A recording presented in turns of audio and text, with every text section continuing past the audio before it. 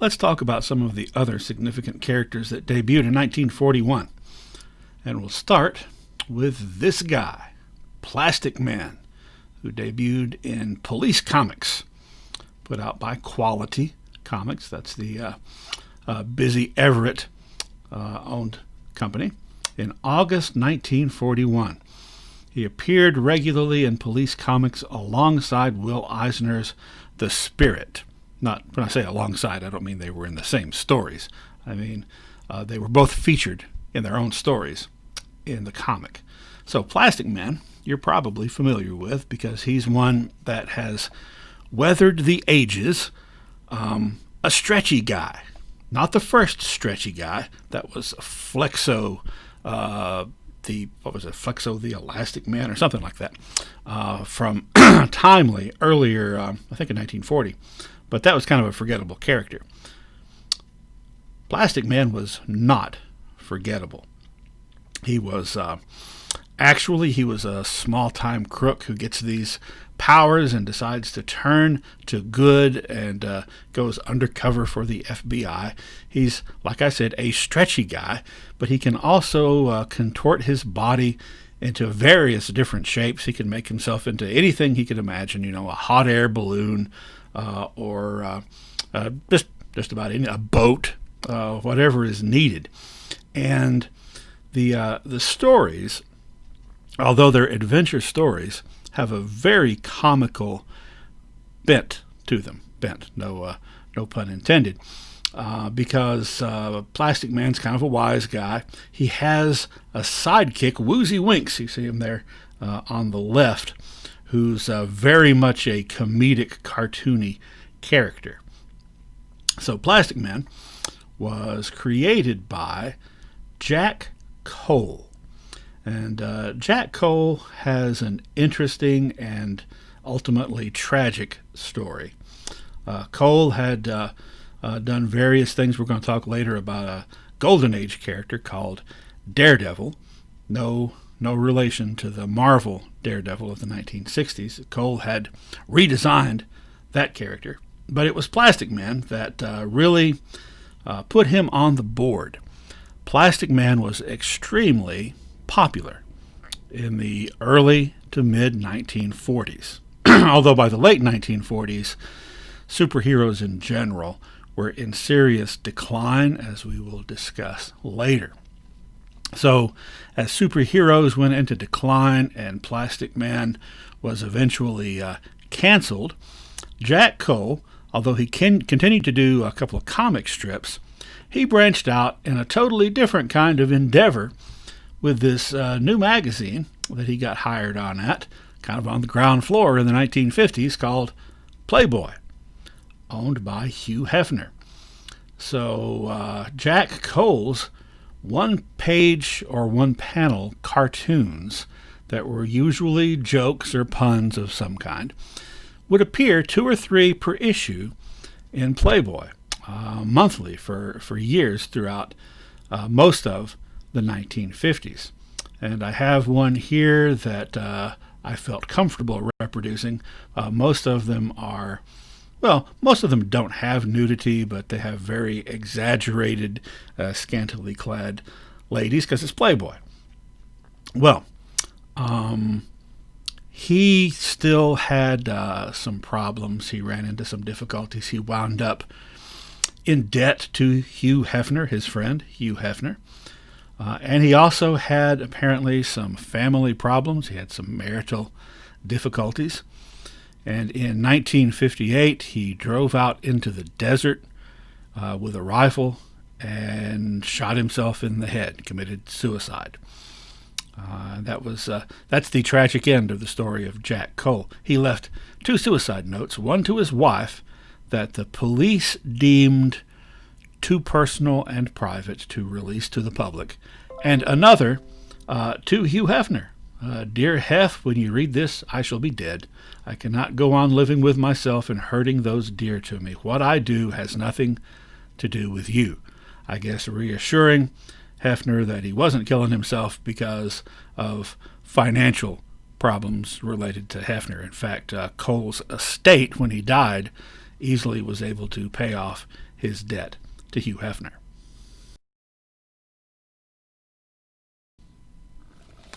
The next character that I'm going to talk about was not a superhero character, but rather a military character, a war character. In fact, appeared in Military Comics #1 from Quality Comics, same company as Plastic Man. And remember, Will Eisner had come over to Quality Comics, come to work for Busy Everett to sort of oversee the comics operation there, and he brought several artists and writers from the Eisner-Iger studios with him.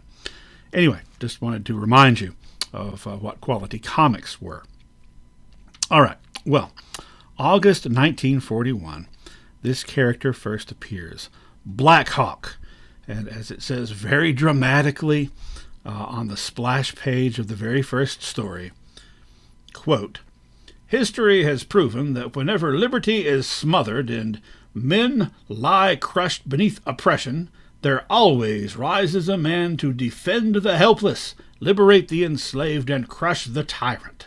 Such a man is Blackhawk. Out of the ruins of Europe and out of the hopeless mass of defeated people, he comes, smashing the evil before him." All right, well, pretty grandiose. So the first appearance, the very first story, the origin story of Blackhawk, and by the way, we never find out his real name, begins with the Nazi Germany invasion of Poland in September 1939. So the Nazis are rolling into Poland, and the Polish military is putting up what defense it can, which is not much, because the Polish didn't have much of a military. They didn't have much of an air force, but what planes they did have tried valiantly to stem the tide of the Wehrmacht, the German war machine, and they fell before the superior technology, the better planes, and the massive numbers of the German Blitzkrieg. The last plane standing, as it were, the last plane flying from the Polish air defense, is a solid black plane that shoots down several German planes before finally, overwhelmed, it is strafed, unable to stay in the air, and the pilot crashes in the plane, trying to have as good a landing as possible. And in fact, the pilot was trying to get home to his family, his parents and his siblings, because particularly he wanted to protect that house, and it was ironically not far from his own house that he crashes, and the Germans drop bombs, trying to hit him, and really just trying to kill Polish people, and blow up his house and kill his entire family. And as it says here, broken-hearted, the stranger sadly buries his sister and brother, and without a backward glance walks away to disappear in the darkness. But of course he will be seen again. And when he is seen again, he has adopted the persona of Blackhawk. No mask, just kind of a nondescript black leather uniform with a hawk symbol as part of the regalia on it, along with a small squad of similarly minded people who then serve as the Black Hawk Squadron.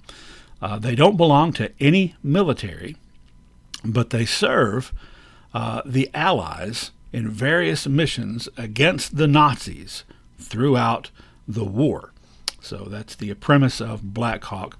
Eventually, of course, World War II ended, and then they were fighting communists, and then, they were doing various other things. The title continued until the late 70s, and then it was picked up again in the 80s. And by that time, they kind of were a superhero squad with very futuristic planes, and they were fighting, robots and aliens and all that kind of stuff. But for the most part, for most of their existence, this was a World War II centered story.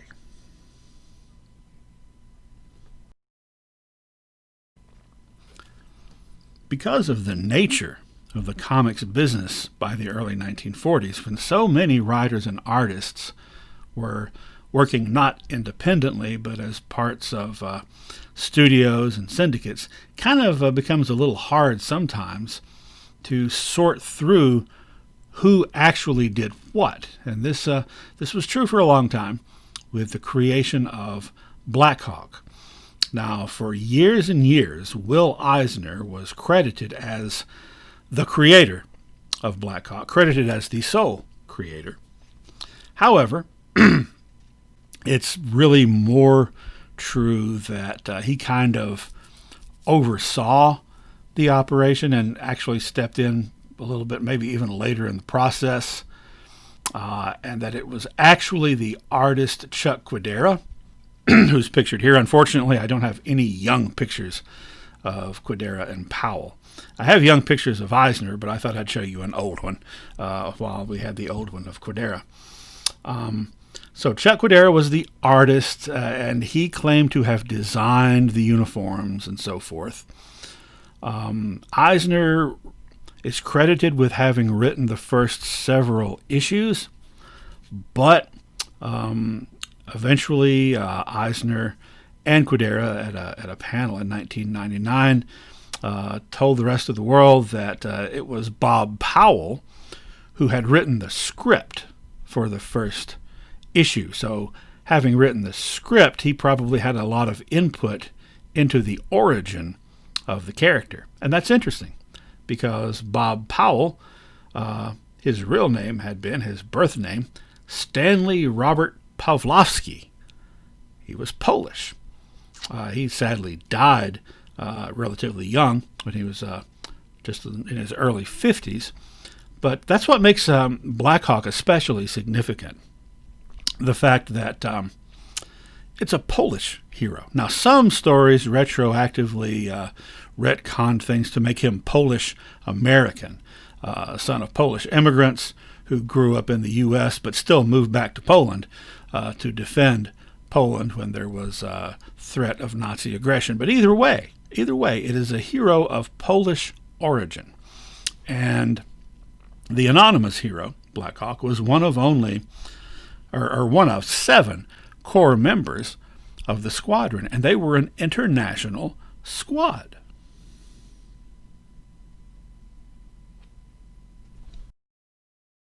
And that squad had not one, but 2 Polish members, 1 Swedish member, 1 Dutch member, 1 French member, and an American from Texas named Chuck, and a horribly, absolutely horribly racist, stereotypical Chinese guy named Chopchop, who you can see is just the worst possible caricature of an Asian person. He was there for comedy relief because, hey, racism is funny in the 1940s, apparently. Spoke in this horrible pidgin English, wasn't bright at all. It was just horrible.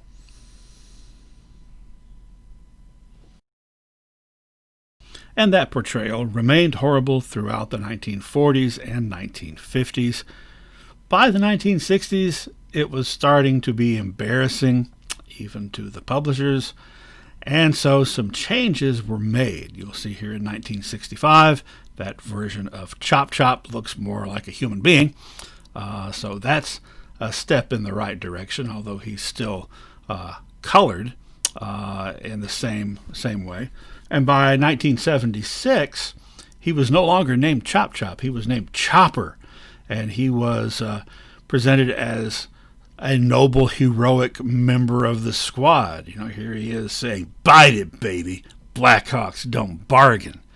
The title was canceled in 1976 and brought back in 1982 because Steven Spielberg had expressed interest in making a Blackhawks movie. So DC, who owned the former Quality characters by now, wanted to reintroduce them to to the cinema-going generation, and for some reason, they went back to their roots, and their roots, of course, were racist in this case, and went back to this kind of portrayal of Chopchop, whose name had returned. Not nearly as bad as the 1940s version, but not nearly as good as the improved 60s and 70s version. They did finally, in 1959, get an occasional eighth member. In February 1959, issue 133 of Blackhawk saw the debut of Lady Blackhawk, whose name we also don't really know. So when Blackhawk was brought back in the 80s, it's actually brought back a couple of times, 2 or 3 times.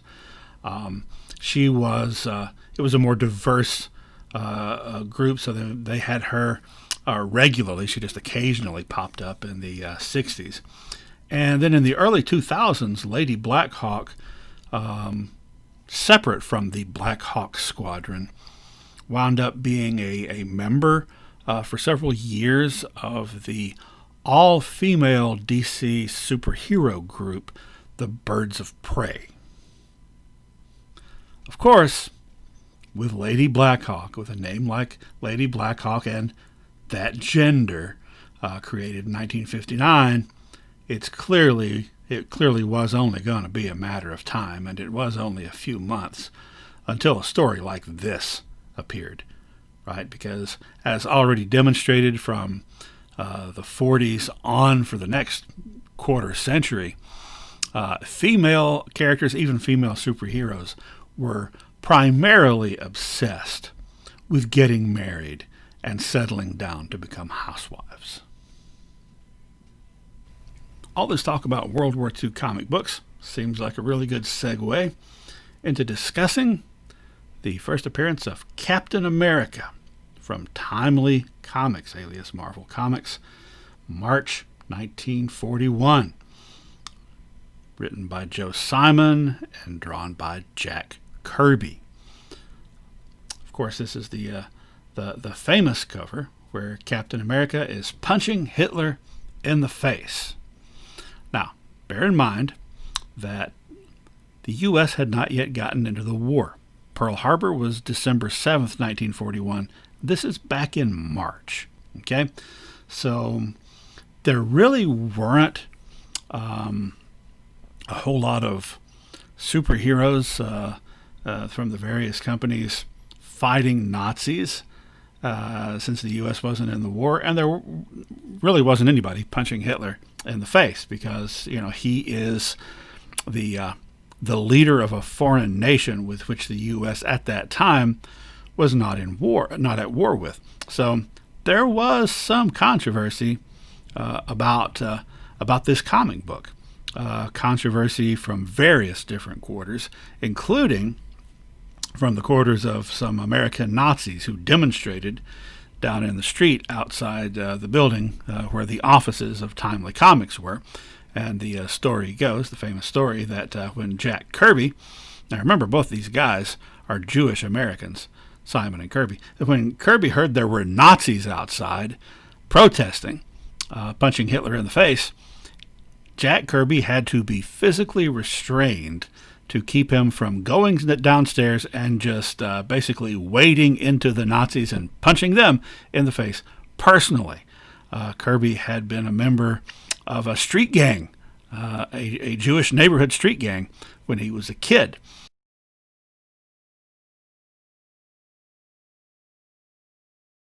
Anyway, in that issue, Captain America also punches the Red Skull in the face for the first time.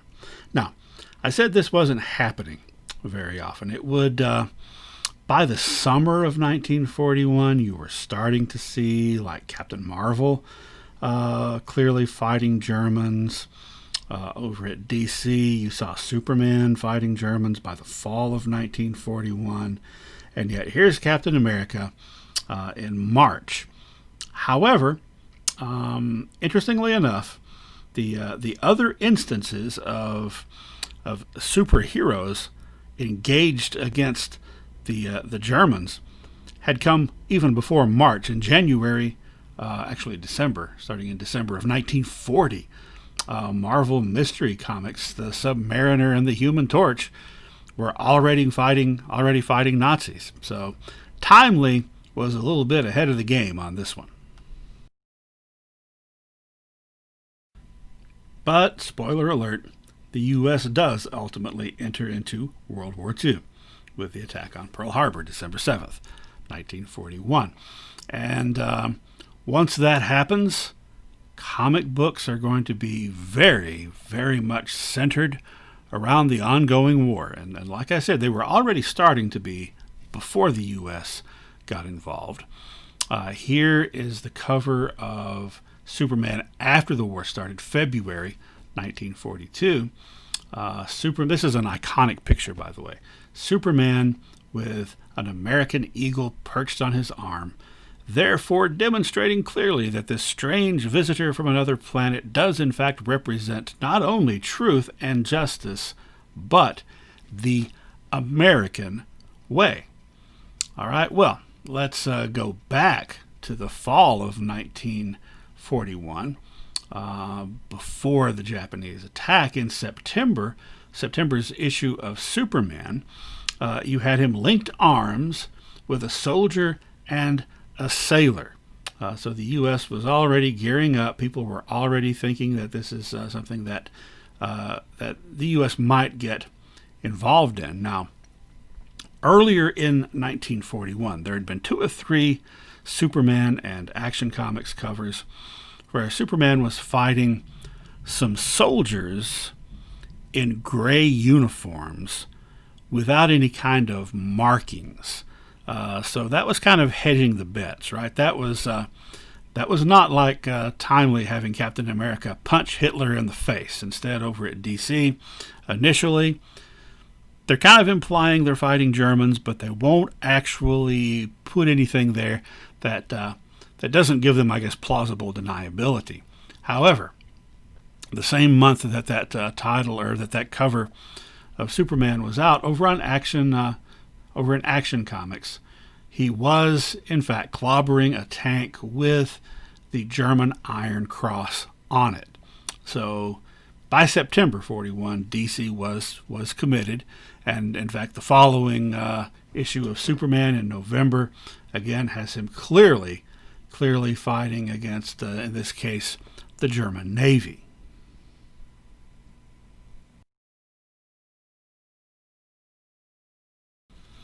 Of course, though, this does raise the question, why doesn't Superman just go over there and destroy the German army and win the war?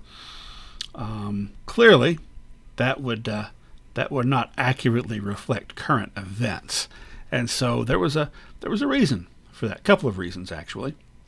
Here in this sequence, Clark Kent, alias Superman, has gone to get his physical for the draft board and is turned down because of his eyesight, because he'd accidentally been using his X-ray vision and was reading the chart in the next room, not the room he was in. So he was declared 4F. Can't join. Another reason given was that it should be left up to the American fighting man to go out and win the war. Therefore, for the most part, the superheroes of the time were on the home front fighting spies and saboteurs inside the comics, but on the covers beating the crap out of the Axis powers. The major difference, of course, was Timely. Perhaps because their characters weren't as, nearly all-powerful as Superman, Captain Marvel, or Wonder Woman. Captain America, the Human Torch, and the Submariner were likely on the inside of the comics, too, to be overseas fighting the Axis powers. Now, one way that the heroes could help in the comics, and the way that the licensed properties, the characters, could help in real life, was to encourage people to do their duty and buy U.S. savings bonds, which was a way that the government at the time was essentially getting a loan from the American people. to finance the war. So you buy these bonds, you buy like a $10 bond, and the promise is that later when the war is over, you can cash that in, maybe even have a little bit of a profit, a little bit of interest, but in the meantime, you are loaning your money to the federal government to finance the war effort. So here are some examples of that, some of many.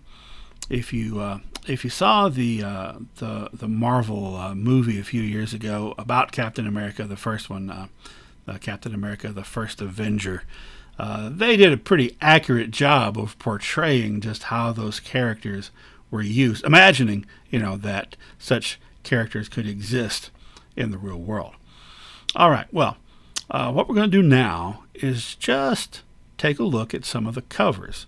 A lot of these comic book covers from the war era are very similar to propaganda posters of the time. Now, propaganda posters they had several ways of bolstering the war effort, primarily by othering the enemy, dehumanizing the enemy, using usually racist stereotypes.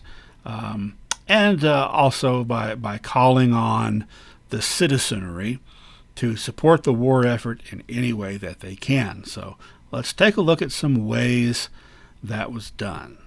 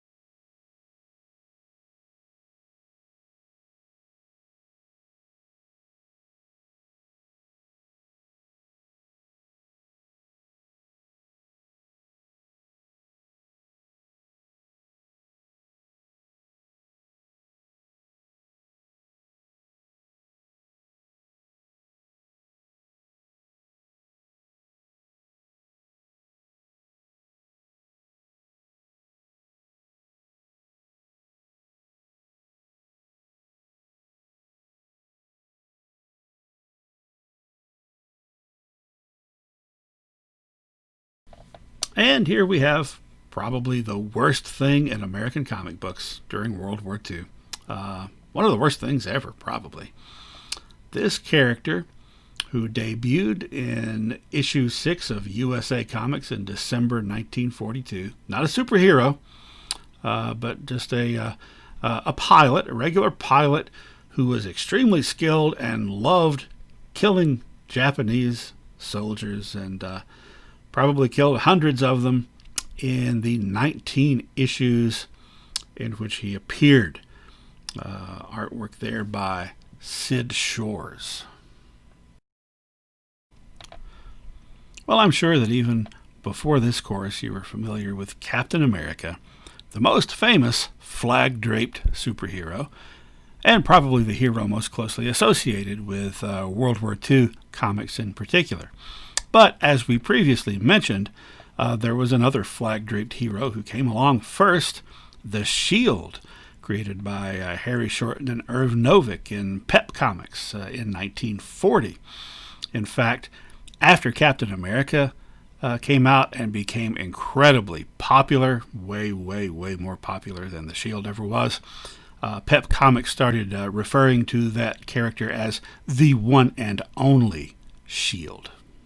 But did you know that there were a whole bunch of other patriotic heroes, including the Spy Smasher from Quality Comics?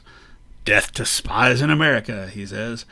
And then you've got To the right of the Spy Smasher in Pocket Comics, you've got the Spirit of 76. Then you've got Liberty Bell from National Comics, alias DC. Liberty Bell. Whenever the Liberty Bell rings in Philadelphia, she would get a jolt of adrenaline wherever she was that temporarily gave her superpowers. Then you had Miss America from Timely Comics. You had U.S. Jones. You had Miss Victory. You had the American Eagle and his sidekick, Eaglet.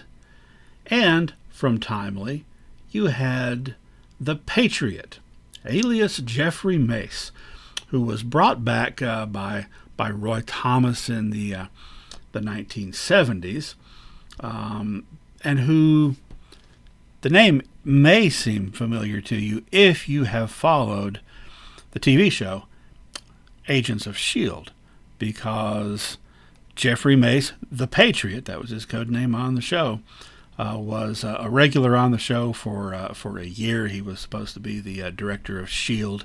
for a while. So he actually made his way onto the screen.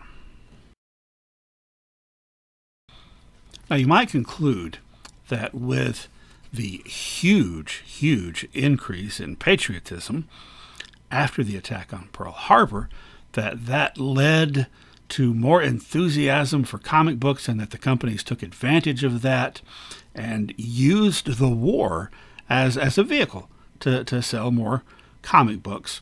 And you'd be partly right. One thing that the companies did was donated comic books to the U.S. military to be sent regular monthly packages to GIs serving overseas. Among all the other things that they would get is several comic books, and that gained some new readers, as well as the fact that a lot of these young men were already comic book readers. In fact, most of them probably were. Comic books popularity had really not come about because of the war. It had really had a huge spike as soon as Superman came out. So, in a lot of ways, it wasn't a matter of the companies using the war to sell comics. It was more a matter of the companies using the comics to help sell the war.